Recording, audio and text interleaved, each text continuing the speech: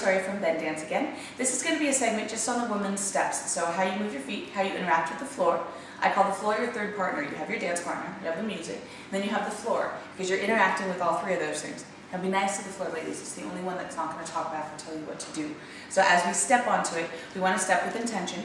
We want to be soft as we're moving onto the floor, not just clunking like we would normally walk. We don't have to pay attention to the floor when we walk. We know it's going to be there to hold us up, so you don't have to look at it.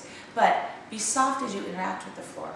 So our steps want to roll onto the floor versus just clunking with your heel and then letting your whole foot come down at once. So down to our feet.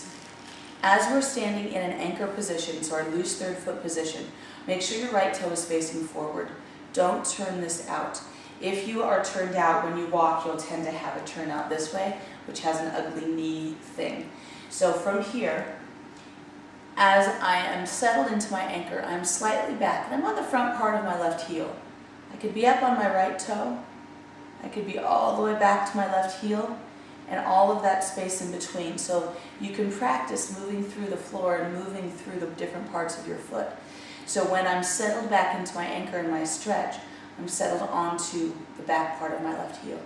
Now, as I am moving from the stretch into count one, I'm settling back and I'm moving my center back, which I can feel very lightly through my foot. Moving back through slowly to the heel, front part of the heel, between the arch and the heel. And then as I'm going to move forward, I'm going to have a slight release in my knee. So there's a slight release, and I'm going to move forward, keeping contact with the floor, with the ball of my foot.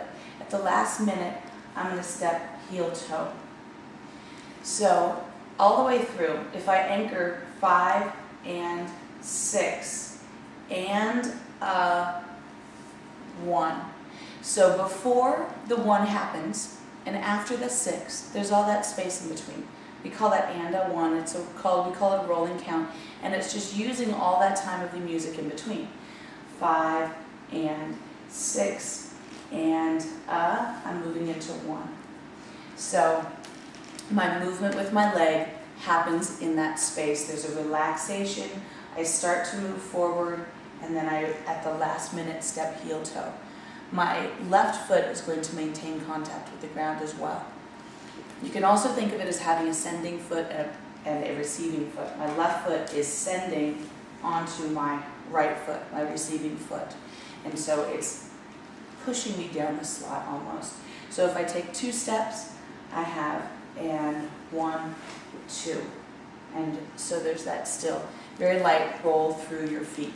Now if we're moving backwards, let's say a whip. If we have 3 and 4 on a whip, we go back together, forwards.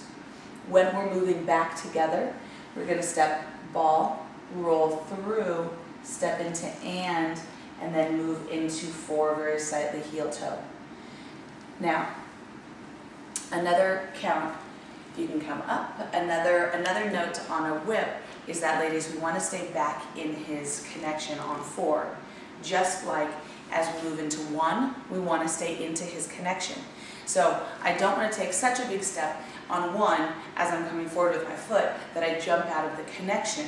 So by that, I mean I still have my center moving backwards. So when I'm stepping from my anchor, 5 and 6, I'm keeping a backwards connection through my center as I step and 1, but I'm not jumping out of that on 1, so I keep this connection. Same thing with 3 and 4 of a whip. 1, 2, 3, and 4. I'm not going to jump forward on 4. My connection right here into his hand is more important than where my foot goes, because this is what is directing the center. So he's moving my center. My job is to keep my feet underneath me. So with the steps, keep in mind softness. We don't want to hear on the floor. It wants to be soft. So just moving through a side pass, I have 1, 2, 3, and 4, 5, and 6.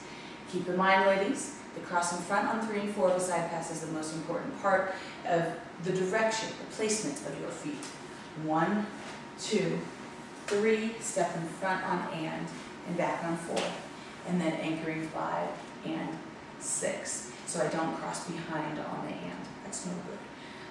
let's see, a sugar push. Our feet on a sugar push look like this. 1, 2, slightly forward to come into his connection and create compression. 3, and he sends me back on 4.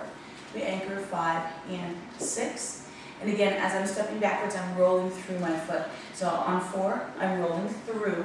1, 2, 3, and roll through 4 into 5 and 6.